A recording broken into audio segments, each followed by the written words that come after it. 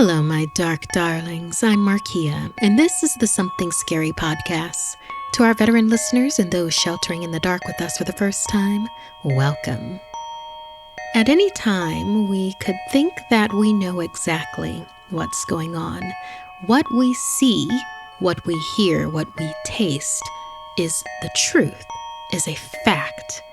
But sights and sounds can blind our judgment if they're under the control of sinister powers. Does a mask hide fangs? Can forces embed dangerous visions in our minds? Bright spotlights can hide many things behind them, leaving you delirious and wondering if it's all a real threat or just a morbid illusion. First, you can't escape the shapeshifting Yaksha.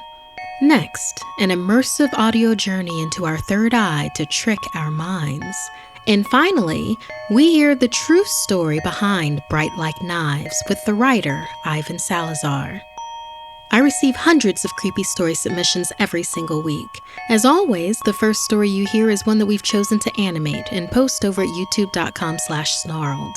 Then I read a few more stories for the podcast. If you have a tale you're dying to share, send me an email at SomethingScary@snarled.com. And if you'd like to support the show and receive bonus content, consider joining our Patreon. Our patrons play a huge role in keeping the show running every single week. For more information on how you can help the show and also be a part of it, visit patreon.com/snarled. So, want to hear something scary? The Shapeshifting Yaksha. There is a shape-shifting monster that roams abandoned houses and buildings. Be wary of buildings you enter. You may never come back. No one knows for sure where this monster is, but when you see it, you can't run, you can't scream, you can't even breathe.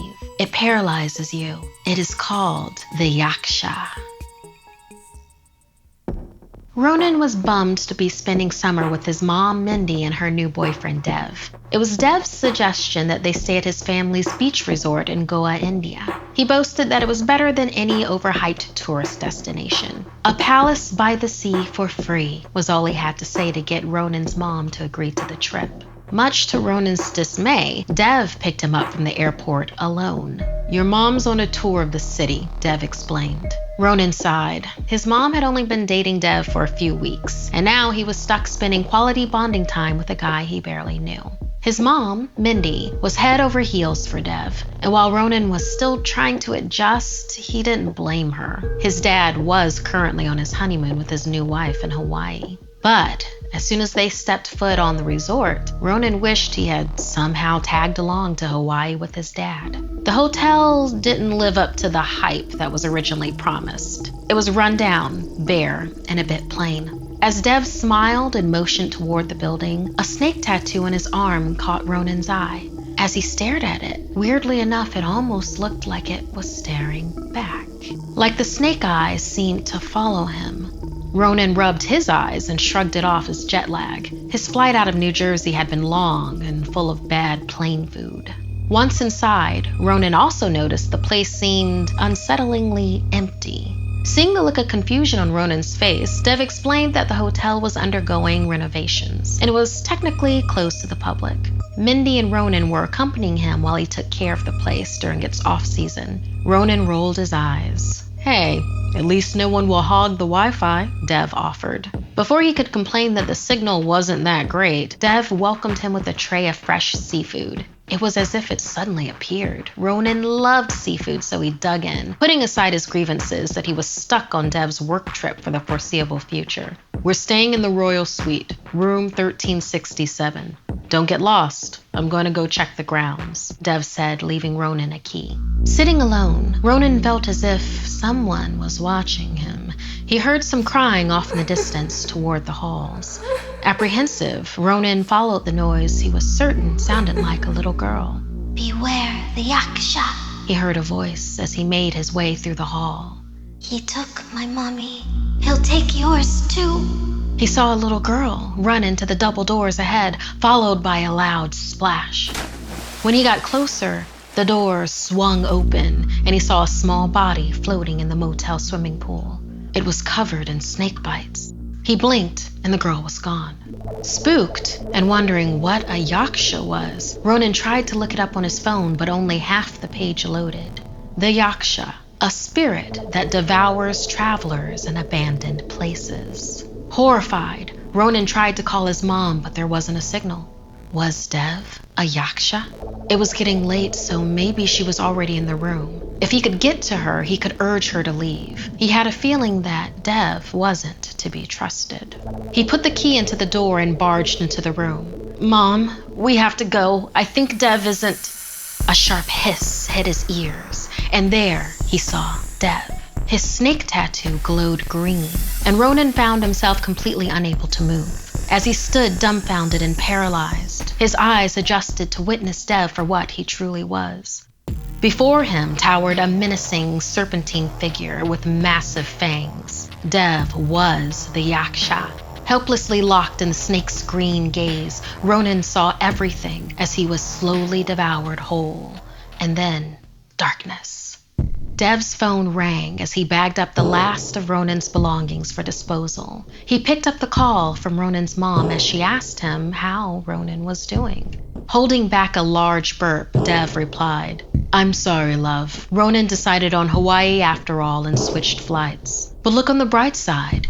It's just us now."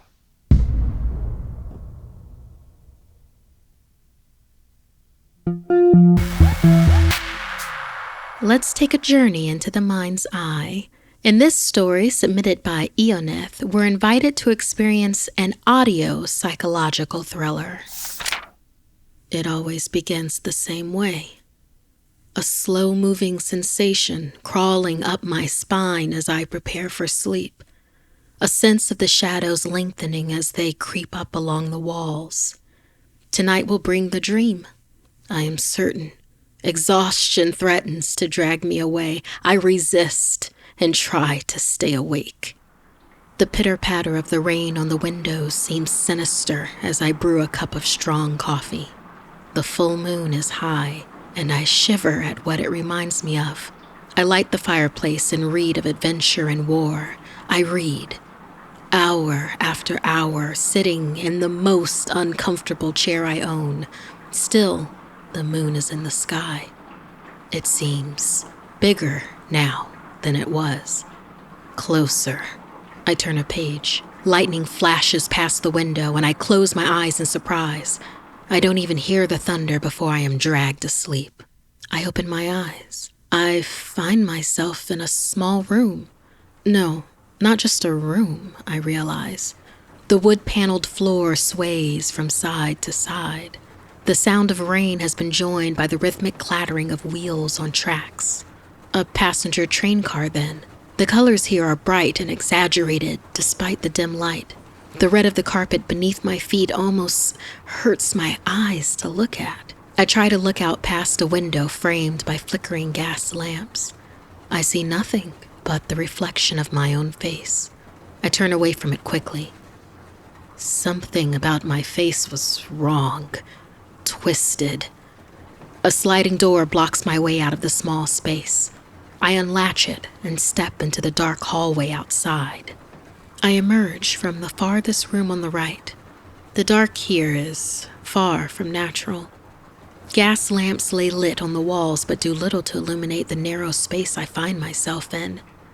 I see 3 other doors, each identical to mine. No doubt they lead to other rooms. I approach one. I lift my hand to knock. I hear a whimper from the other side, punctuated by the sudden smell of rotting meat. I fail to suppress a retch and stagger back. I approach another door. From behind it, hurried breaths and the insane muttering of a madman. I make my way quickly to the door that leads to the space between this car and the next. There is a window in the door, and I see my reflection in it again. Wrong. My hands find the knob and pull open the door. The click-clack of the tracks increases in volume as I step outside. Rain falls onto my face, fat droplets that leave ice-cold streaks on my skin. I notice for the first time that I am wearing a coat. The darkness pools in the crevices of the corrugated metal floor like the rain. There are no stars. There are no clouds. There is nothing but the blood-red cratered surface of the moon. It hangs at an angle and seems to take up much more of the sky than it should. I look off the side of the train, at the tracks. They sit atop an artificial rise.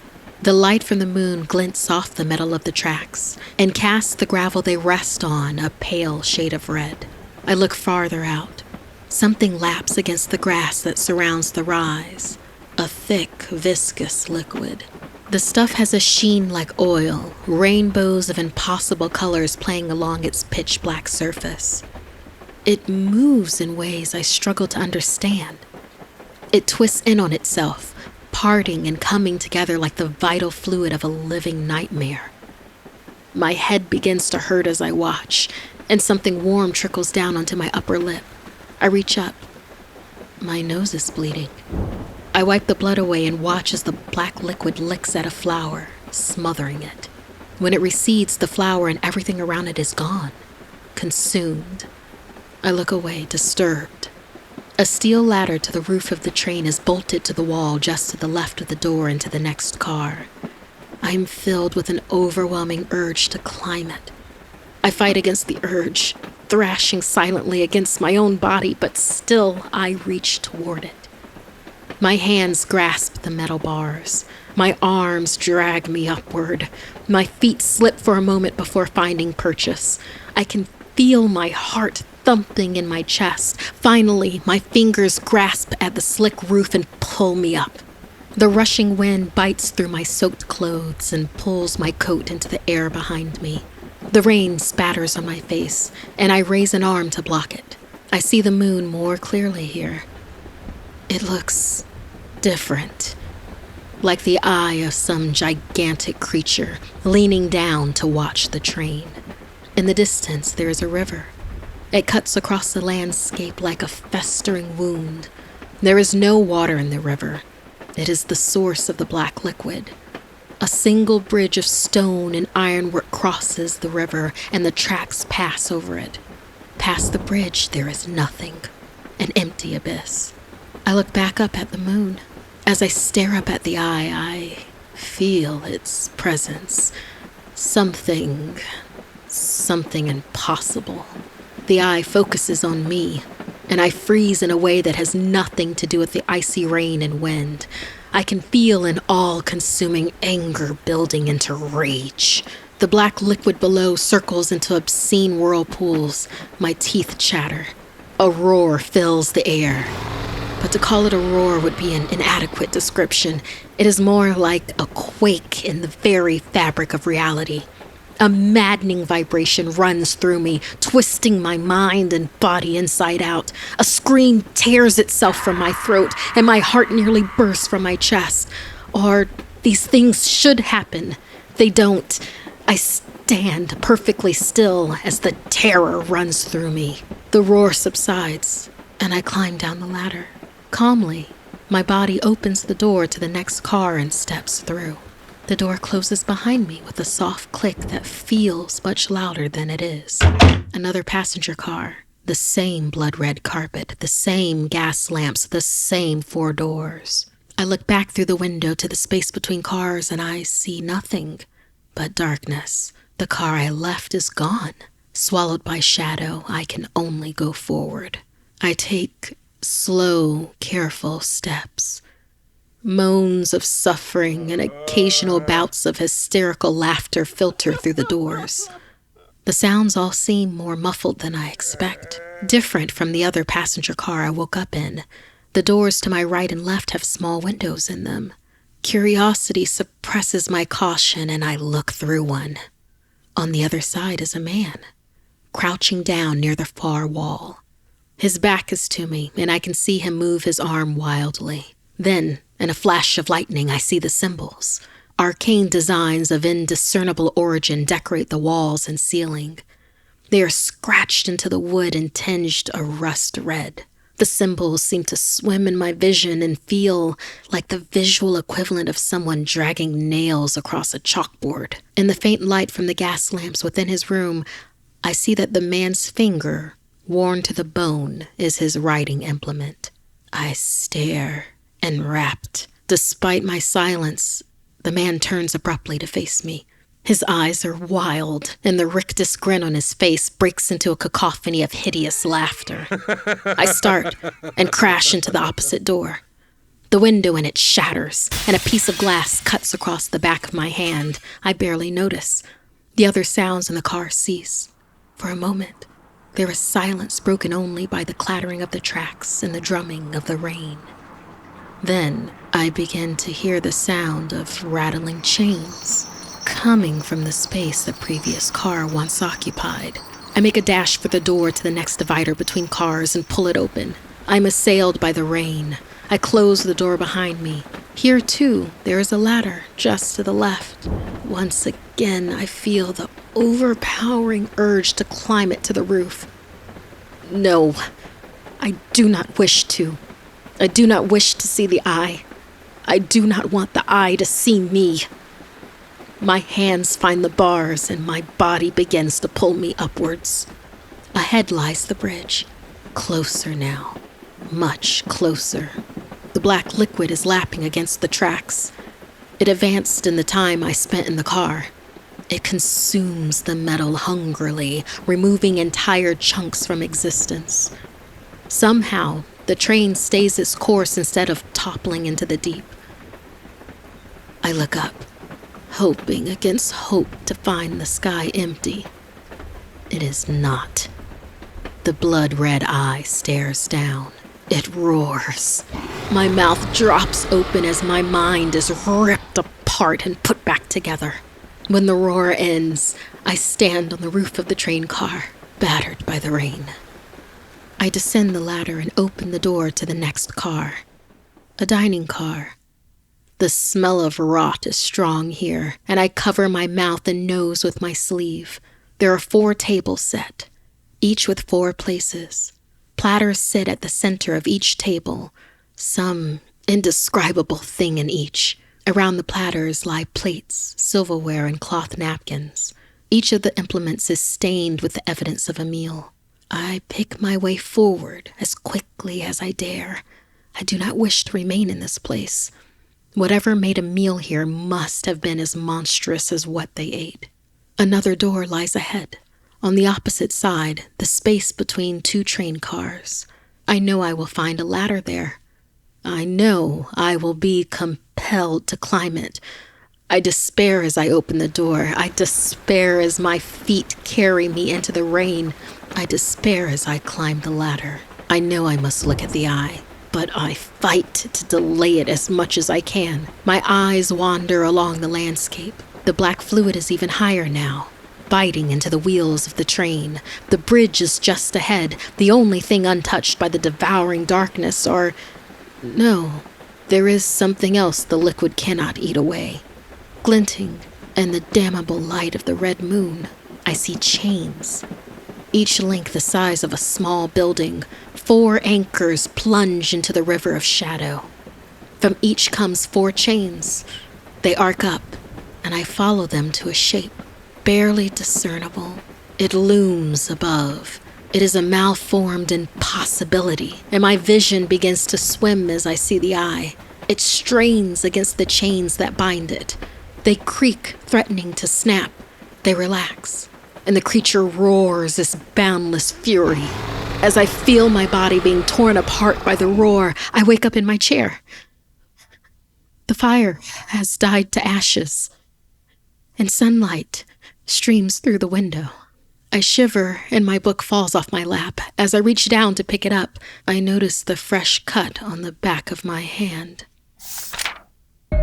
The author of this story, Ill-usions, worked with our story coordinator to bring the story to you, our Something Scary audience, in its entirety. You can find more work from this author at www.eoneth.com.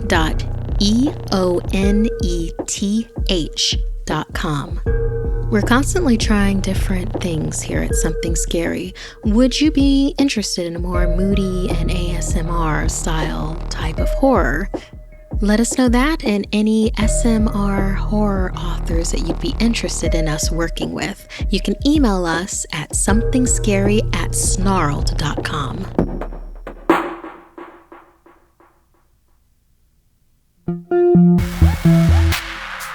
And we complete today's episode with our spooky story writer, Ivan Salazar, who shared with us the true story behind Bright Like Knives. You can see the video version of the story Bright Like Knives and also this interview on our channel, youtube.com/snarled. Hey, my dark darlings. It's Markeia with Something Scary. And today we're going to try something a little bit different. We heard you from all the comments and everything. You are extremely interested in Bright Like Knives. We have the author here because, it was based on a true story. So we are going to talk with Ivan Salazar. Thank you so much for being with me today. Yeah, no problem. Thank you guys for inviting me to be able to talk with you. Yeah, well, we're curious. Everybody wants to know. So first off, how about you tell us a little bit about you? Like, what do you do in your normal, not scaring us to death? Yeah. So I work in like comics and manga. Like specifically, I'm the senior marketing director for Kodansha USA Publishing. So Kodansha is like one of the manga publishers that will publish stuff like Akira, Sailor Moon, Cardcaptor Sakura, like stuff like that. And like there's also like a range of other stuff we publish. It's just like those are some of the most like well-known. Attack on Titan is one of the things we publish. And yeah, I just on my day-to-day job, I just do marketing for them. So anything that helps promote the publisher, like the books that we have coming out, and just us in general, like I help out with. And so yeah, it's what I do on my day job. Excellent. Yeah, a lot of our audience is also huge anime fans. So yeah, I have Sailor Moon and Attack on Titan. So Ivan, this was the first story that you've written for us for Something Scary. It will not be the last one because it was just it was that great. Oh, thank you. Okay, but a lot of our stories are user submitted, but this particular story, Bright Like Knives, it is based on a true story. So we would love to know. Inquiring minds want to know. Yeah.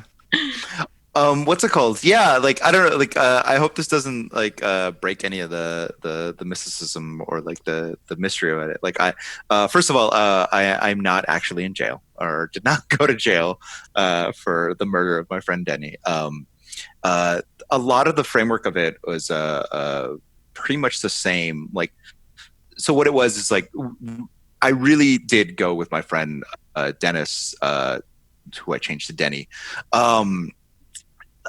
through a 12-hour karaoke session, which was kind of like intense, and also like a lot of like odd stuff started happening. Like I don't know, I am a fan of certain mystical things. Like I like tarot. I think that there's something interesting in the concept of magic, and whatever that means is whatever it means to the individual, really. And I had this idea at some point that karaoke in itself is a kind of magic. Like you dawn on the song of another artist, and you basically become them for like 3 minutes at a time. And I think it's like it's a fun distraction. B, if you like really like an artist, I think that there's an interesting way to connect with them. And C, like just like feeling the music and then just like getting lost in it is like this really interesting headspace to just like, when certain like, people who do magic or like meditation and stuff that talk about the idea of like just sort of like letting go. I feel like karaoke does that, and sometimes for me. And after 12 hours of doing that, things started getting a little weird. Just a lot of like creepy. Yeah. So we did it across 3 venues, which is in the story.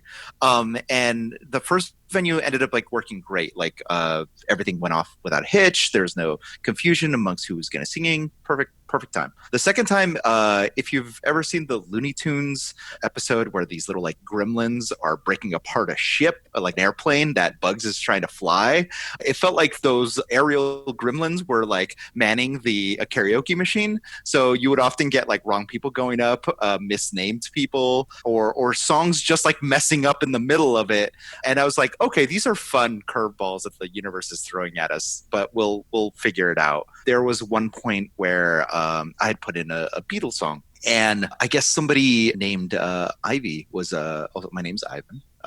The announcers at some point are like, Ivy, oh wait, Ivan. And I was like, oh, okay, that's weird. I felt like I went up recently, but whatever, that's fine. And as I was passing, I was like, hey, like I did a Beatles song. Like, is that what that is? Like, yeah, that's what it is. And so I went up, and it was not the right one. And what the song was Hey Jude, which it's like, I don't know, like an 8-minute song, but like 6 minutes of it are improvised Hey Jude. There's no like actual lyrics that you could follow. It's just, make it up. And so I was like, hey, this isn't my song. It's like, oh, I think there's an actual Ivy, because I see your name here, Ivan, like a few songs down. And I was like, oh man, I never want to do this karaoke song because I know the 6 minutes that you have to like just like slog through. And I was like, oh, okay, well maybe I should step down. And because this was the Gauntlet, Dennis yelled out, no, Gauntlet, stay up and do the song. And I was like, oh, okay, yeah, that is what we signed up for. Okay, let's do this. And so I did the song, and once I hit to the 6 minutes of like just improvise Hey Jude, I had no real plan, and I just sort of like let go and just try to improvise as much. Like I'm a big fan of the Beatles, and like heard their songs several times over, and knowing the general structure of the song and just being like, okay, if I do this in this way and this is how the song goes, it'll sound right. And then at some point it just like stopped being me. Like I stopped thinking about it and just did it whatever felt natural.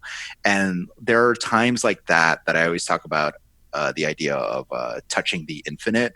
Like it's a Stephen King idea from like It, where you essentially like go beyond your consciousness and are now touching something else. And it's funny because like some writers would actually consider that it's called like the flow. Like when you have like all the ideas popping and stuff like that, it doesn't feel like you're writing as much as it is like a story flowing through you. And there are similar, like I wouldn't have had that experience if not for the weird like curveballs that like the universe was throwing at us.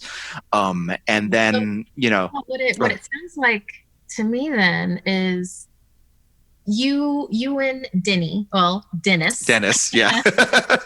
You went through 12 hours of karaoke, but with the experience that it is for you, you stopped being yourself, and it sounds like you let the other world kind of steer the both of you in the direction that you needed to do, that it needed for you to go in. And it kind of makes me feel like these creepy occurrences that were happening to you were steering you towards this ultimate confrontation. Yeah. With her. Can you tell us? Of course. Yeah. In those like instances, and this was in like a earlier version of the story. I talk about the idea of knocking on the door of the universe, and it felt like those 12 hours were kind of that in a way that we weren't expecting. So when something knocked back, that's kind of what happened on the road. Like we'd finished, and we're like both pretty tired, and like I knew that there was like a Denny's nearby, and so I was like, "Hey, you want to grab some food? I know a place." He's like, "Yeah, sure." And it really was that. Like, right? Yeah. No, this was actually in Los Angeles. Oh, this is Los Angeles. Okay, great. Yeah. Which is why like it was weird that I was just thinking about the day listening to a playlist of like I try to keep track of all the songs that I sang and put in a playlist like throughout the day. And so I was just like playing that in the car as the GPS was telling me to turn here and there and stuff like that. I was sort of just zoning out and paying attention to where I was supposed to make turns. And at some point I did hit a stretch of road that like, although like I lived in this part of LA for like just like 3 years at this point, this was like super unfamiliar, like a super unfamiliar road. And I didn't understand that. I was like, wait, where am I? Like, I thought I knew the different places around it, but because it was dark and because I'd never, driven around this area at like 2 a.m. at night, I was just like, oh, okay, this is weird. But yeah, I think I know where I am. But yeah, like in the story, it was like sparsely lit and chatting with Dennis. And then like a mile down the road, I start seeing like this, like basically like this body like moving like across the road, and it really did have like a weird look and feel. Like it was moving very slowly, it was kind of shuffling, and the closer I got, like I did see that they were like doing some like weird arm motions, and like the walking didn't quite look right. And where like the story is real up until is like really just on the drive, on the road, seeing the person. And it really was this thing where I wasn't exactly sure what I was looking at when the lights like came on it, or like, on the person, like looked like a normal person. And they had their back facing to us. And once the light hit them, they did that pirouette turn. And really on their face was this giant smile. And I always tell people like in terms of like the real life thing that like it felt like it could have been a trick of the light or just my imagination, but I did see like almost completely black eyes. And it like once I saw that, I was like, all right, we're out of here. Like Dennis was like, I don't know what that is, but we need to get away right now. I'm like, oh hell yeah, we're gone. We are gone. And I just like, sped away because like, I am a fan of the supernatural, and I've grown up with like ghost stories my entire life, and it's one of those situations that felt like there was something out there reaching, and I did not want to know what it was. And when we got to Denny's, I couldn't stop thinking about it, and I asked Dennis like, "Yo, like, what did you see?" And he actually ended up like drawing this. Dennis is a comic book artist and writer, and he ended up like drawing this depiction on like a Denny's placemat using my pen. And like, he confirmed the giant smile, and then like when he did the eyes, they were like full black, and it's just like they were like black eyes, weren't they? And I was just like, yeah, that was what happened. And like it's almost like I couldn't quite believe it until like somebody else confirmed it.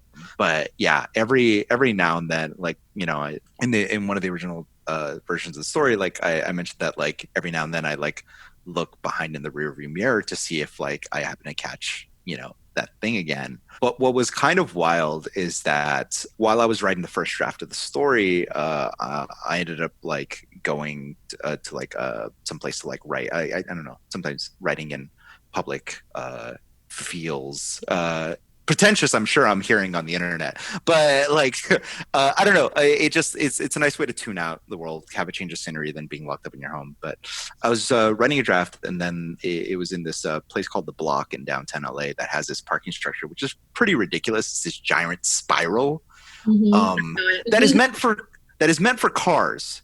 It's not meant for people to walk up. So when I was finishing up the first draft, I was like, okay, it's getting pretty late. I think I could stop here. I'll go home. I started driving down the spiral, and halfway down, there was a person walking up it. And I thought was weird enough. And then like when I tried to like look at them, they had their hand over their face, and they were like sort of shuffling back and forth like this. And I was like, okay, this is super weird. And the sad truth about it is that Los Angeles has an intense like homeless population, and some of those people like suffer from like mental illnesses, and it could like easily be explained that it was somebody who gotten lost, disoriented, and like now is just trying to make their way somewhere. Or it could be that being coming back to try to open the door that you knocked on. Yeah, I like that. It's just the coincidence of everything that just felt like very like, okay, this whenever I see things like that happen in succession, it's like I feel like on the right path. Although being on the right path of like something scary is like a little bit like different. Like, oh no, I, I don't want to see too many scary things while I'm doing this thing.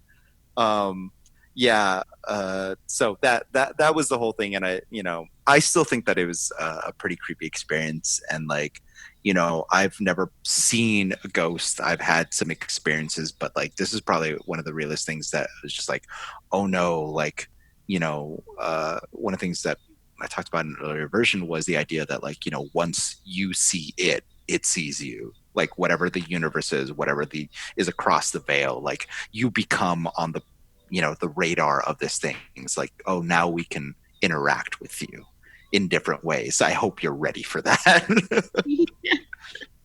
Oh man, if there's anything to say exactly what that feeling is, where it's just like a lot of people go through life wanting to see ghosts, like they want to be touched by the other world, by the supernatural, not really realizing that once you are, that door is open. Yes. And Yes. then you have to deal with that next phase of your life of being aware. Yeah. And I don't think people realize how good it is to not have that door open. Yeah, I mean, like the Hollywood version of it is in Constantine, like the movie with Keanu Reeves. When he tells you the origin of like him as a kid, like seeing those things, like it is done in a very scary fashion. Where like once he finally saw and accepted that he was seeing these spirits, like they just would not stop bugging him, and like in scarier and scarier fashions. Now, although that in some cases isn't that intense, I think that once you cross that threshold, if you go to certain places or do certain things that involve the spiritual and the supernatural, I think you become more of an antenna that it can gravitate towards. So don't be surprised when spooky things start happening in your home or in your life. Yeah, you evolve with it. It's just you put more tools in your toolkit. Then once that door is open, and some people are born with that door open. Others open that door without even realizing what they're doing. And there's life on the other side of that. in every way I mean that. Yeah. So with you, Ivan, so now that this door has been open, I hope you're going to use this doorway to give us some more stories told from your perspective. Is there anything else that you would like for us to know about or to plug? Our audience? Yeah. Please. Yeah, since we're talking about like sort of like real ghost stories, like I use the quotation marks because I did take some artistic license with the ending of the story, which was again like wonderful edits by your team. Like I was like, your audience, what they want. I was like, yeah, I think I can do this. I could figure it out and still make it like a cool story.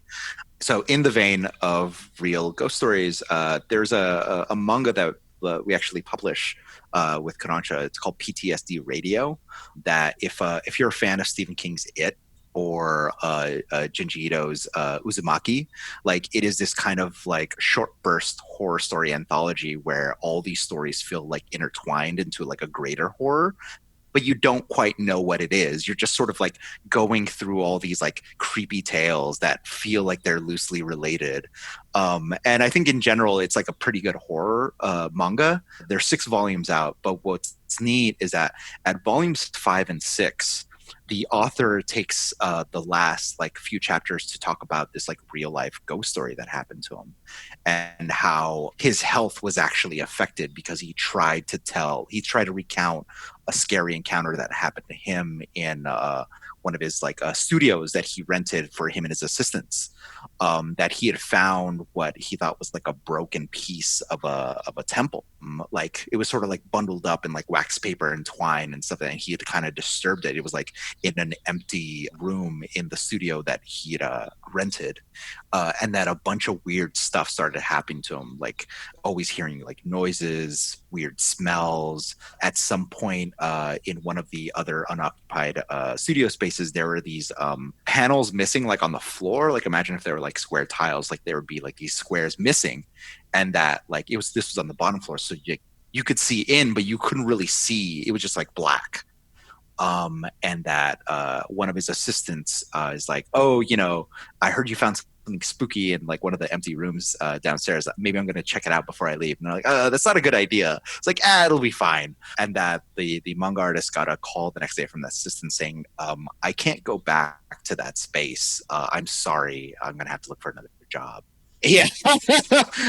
And the craziest thing that happened to him is that when he tried to write a story recounting the scary thing that happened to him after he had disturbed that piece of the broken temple, is that suddenly his mouth started to get all these like blood boils, and his skin started to like get irritated, and he went to the doctors to be like, what is happening to me?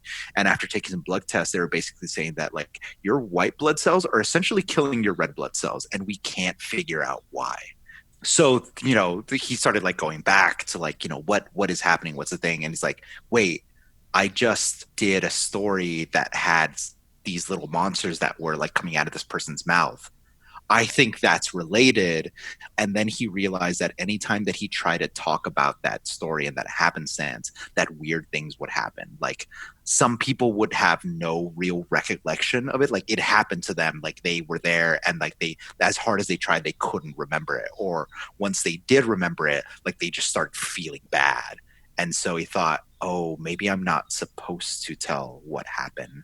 And so he went back and revised this story to be like this piece, like because of certain circumstances, I cannot say what happened. And then he tells the rest of it. So he tells the lead up to it and the aftermath, but not the actual incident. And this like, it feels like a very real thing that happened to the manga creator, which I think is like, was one of the scariest things that I had read, because it was just like, oh, like this actually happened. Like, comics has like Grant Morrison, where he talks about something bad happened to him while writing The Invisibles, and he thinks that it was tied to the actual writing of the story. This is what that felt like, that something terrible was happening to this manga artist because he was being silenced from telling this like particular event. So the series itself is pretty creepy on its own, but then when I got to that point, I was like, oh man, this is insane. Yeah, I'm definitely interested. Yeah, I know our audience will most definitely check out your horror manga PTSD radio, because that is insane. It is super cool. Like the art is really neat, and like the manga artist has a really good sense of what looks creepy on the page. So I think horror fans will definitely like this series. Awesome. Yeah. Well, do you want anybody to reach out to you on social media? Do you want to Sure. It's at Salazar, but spelled SALAC as in cat, ZAR, like a Russian czar. And I'm that pretty much everywhere, like Facebook, or not Facebook, Instagram, Twitter. Okay, awesome. Ivan, thanks so much for scaring the crap out of us. Yeah, no worries. Love it, want more of it. And we'll hopefully have an interview with you again after one of your next stories you'll do for us. Whenever. Happy to do it. Okay, awesome. Thanks so much for your time. Yeah, thank you, Markeia. This week's podcast stories were edited by Ill-usions, Sabina Graves, and Markeia McCarty. Narration by Markeia McCarty. Audio edited by Fitz Harris. Graphics by Jonny Ashley. Produced by Analise Nelson. Music by Sapphire Sandalo. If you have a story you'd like to submit, send me an email at somethingscary@snarled.com. Don't forget to watch the video version of Something Scary over at youtube.com/snarled. And if you'd like to support the show and everything we do at Snarled, join our Patreon at patreon.com/snarled.